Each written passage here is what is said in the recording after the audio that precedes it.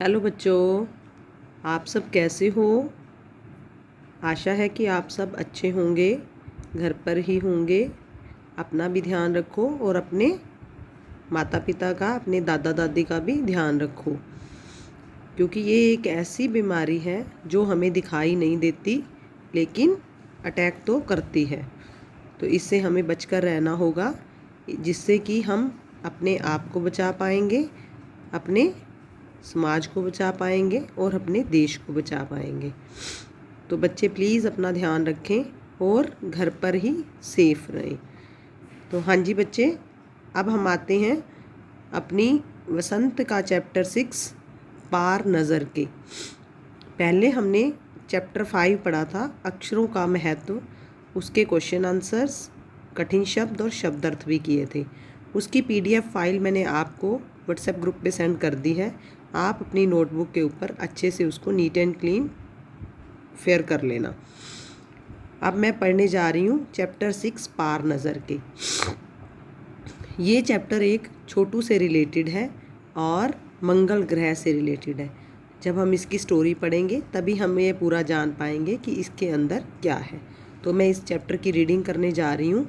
आप सब बच्चे भी साथ में फिंगर रख के इसको साथ साथ में पढ़ेंगे। अगर अच्छे से इसको रीड किया गया तभी हम इसके कंटेंट बेस्ड क्वेश्चंस के आंसर्स दे सकते हैं। वन वर्ड के आंसर बहुत इजीली हम इसको सॉल्व कर सकते हैं। तो प्लीज़ इसको ध्यान से सुनिए और साथ साथ मेरे रीड कीजिए।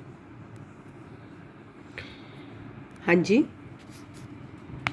चैप्टर है पार नज़र के। वह एक सुरंगनुमा रास्ता था। आम आदमी के लिए इस रास्ते से होते हुए जाने की मनाही थी, लेकिन छोटू ने एक दिन अपने पापा से सिक्योरिटी पास लिया और जा पहुंचा सुरंग में। फिर क्या हुआ? छोटू कितनी बार कहा है कि उस तरफ मत जाया करो। ये बात कौन कह रहा है? उसके पापा कह रहे हैं। फिर उसकी मम्मा कह रही है, फिर पापा क्यों जाते हैं उस तरफ रोज़ रोज़? पापा को काम पर जाना होता है। रोज़ाना यही वार्तालाप हुआ करता था छोटू की माँ और छोटू के बीच में। उस तरफ एक सुरंग नुमा रास्ता था और छोटू के पापा इसी सुरंग से होते हुए काम पर जाया करते थे। आम आदमी के लिए इस रास्ते से जाने की मनाही थी। चंद चुनिंदा लोगों की इस सुरंग नुमा रास्ते का इस्तेमाल कर सकते थे और छोटू के पापा इन्हीं चुनिंदा लोगों में से एक थे। हाँ जी बच्चे, अब तक हमने जितना पढ़ा है उसके बारे में ये है कि एक छोटू है जो कि अपने पापा से सिक्योरिटी पास लेकर उस सुरंग में चला जाता है। हालांकि उसकी मम्मा उसको बहुत बार टोकती है कि आप उस तरफ मत जाया करो, लेकिन वो ये जिद करता है कि पापा क्यों जाते हैं। तो इस तरीके से वो रोजाना ही यही बात होती है, क्योंकि जो छोटू के पापा हैं वो सुरंग के रास्ते से होते हुए अपने काम पर जाते थे। आज छुट्टी थी। छोटू के पापा घर पर ही आराम फरमा रहे थे। नज़र बचाकर चोरी छिपे छोटू ने पापा का सिक्योरिटी पास हथिया ही लिया और चल दिया सुरंग की ओर।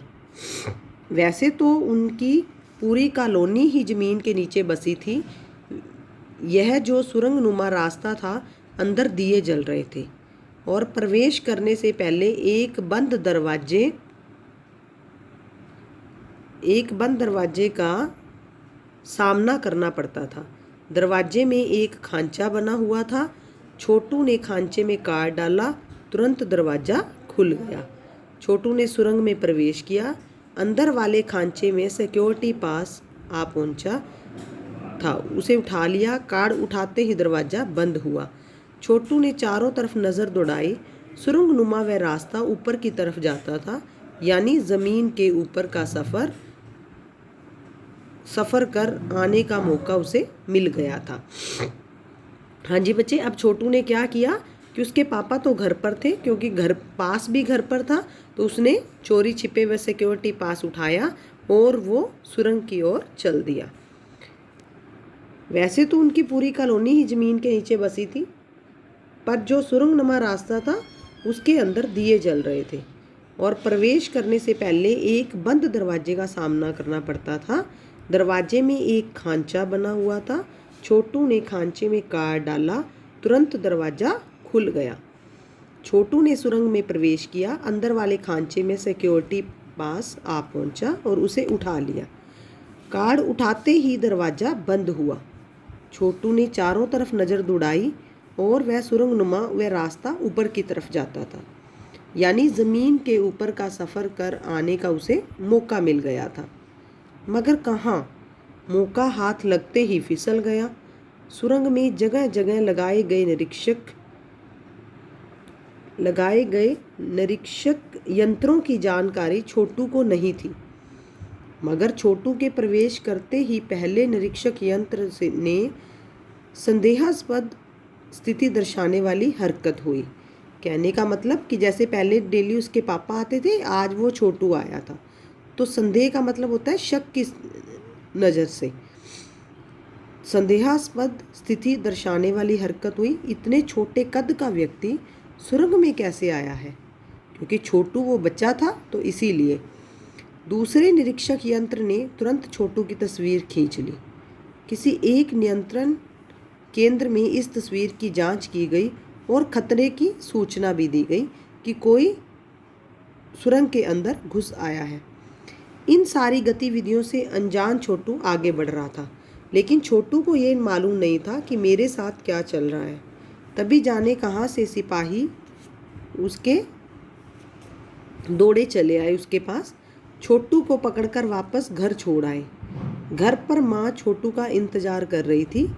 बस अब छोटू की खैरियत ना थी। छोटू के पापा ना होते तो छोटू का बचना मुश्किल था।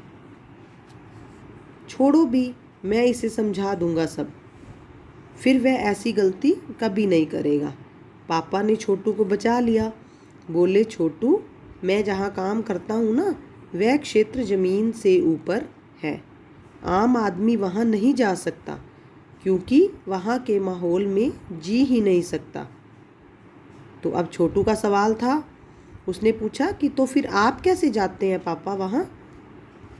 मैं वहाँ एक ख़ास किस्म का स्पेस सूट पहन कर जाता हूँ। अगर हमें स्पेस में जाना हो तो उसके लिए स्पेशल क्लॉथ्स होते हैं जो हमें पहन कर जाने होते हैं। इस स्पेस सूट से मुझे ऑक्सीजन मिलता है, जिससे मैं सांस ले सकता हूँ। इसी स्पेस सूट की वजह से बाहर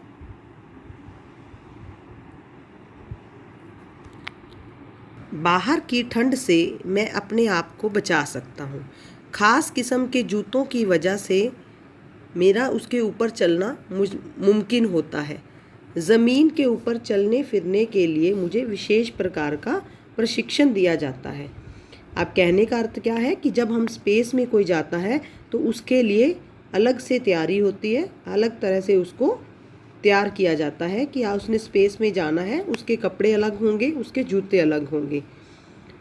छोटू सुन रहा था। पापा आगे बताने लगे कि एक समय था जब अपने जंगल ग्रह में सभी लोग ज़मीन के ऊपर ही रहते थे। बगैर किसी तरह के यंत्रों की मदद से, वह किसी खास यंत्रों की मदद के बगैर किसी खास किस्म की पोशाक के हमारे पुरखे ज़मीन के ऊपर रहा करते थे। धीरे धीरे वातावरण में परिवर्तन आने लगा।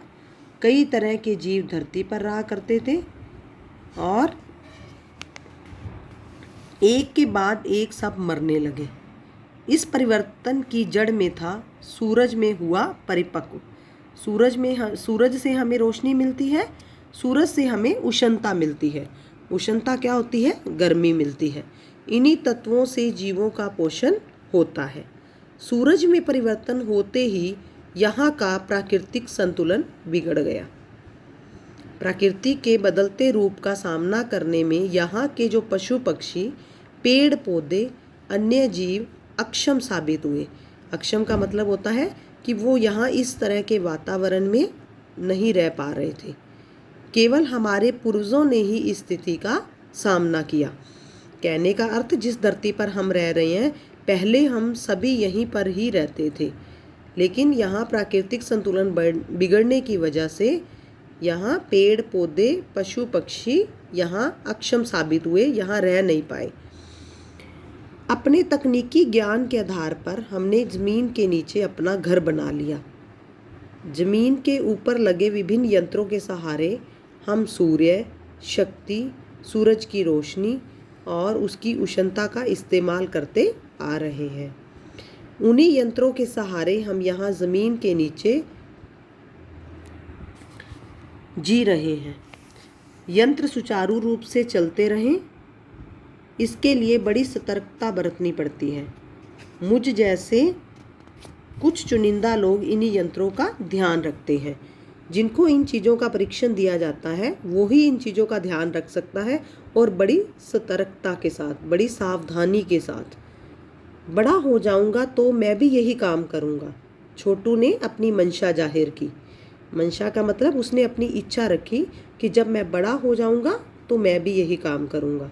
बिल्कुल, मगर उसके लिए तुम्हें खूब पढ़ना होगा और माँ और पापा की बात तुम्हें सुननी होगी। माँ ने कहा, हाँ जी बच्चे, ये बिल्कुल सही है कि अगर हम मम्मी पापा की बात मानते हैं तभी हम आगे बढ़ पाते हैं। जैसे कि इसने दिया है कि आपको खूब पढ़ना होगा। अगर हमारे अंदर कुछ इच्छा है कुछ बनने की, किसी का सपना डॉक्टर बनने का होता है, किसी का सपना इंजीनियर बनने का, तो उसको अपने मम्मी पापा की बात सुननी होती है, उसे खूब पढ़ना पड़ता है, तब वो जाकर अपनी मंजिल को पा सकता है।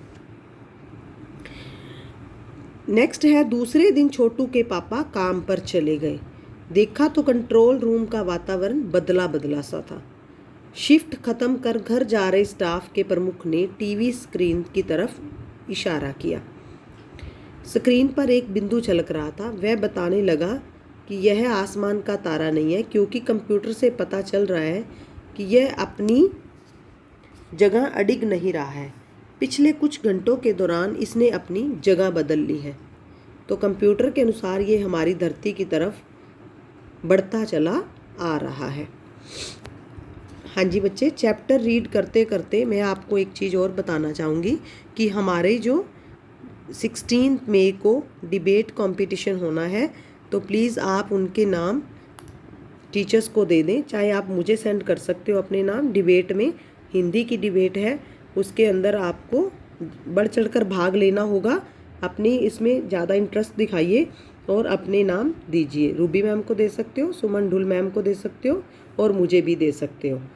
तो ज़्यादा से ज़्यादा कोऑपरेट कीजिए और डिबेट में भाग लीजिए। अब आगे मैं चैप्टर रीड करूँगी। अंतरिक्ष यान तो नहीं है, छोटू के पापा ने अपना संदेह प्रकट किया।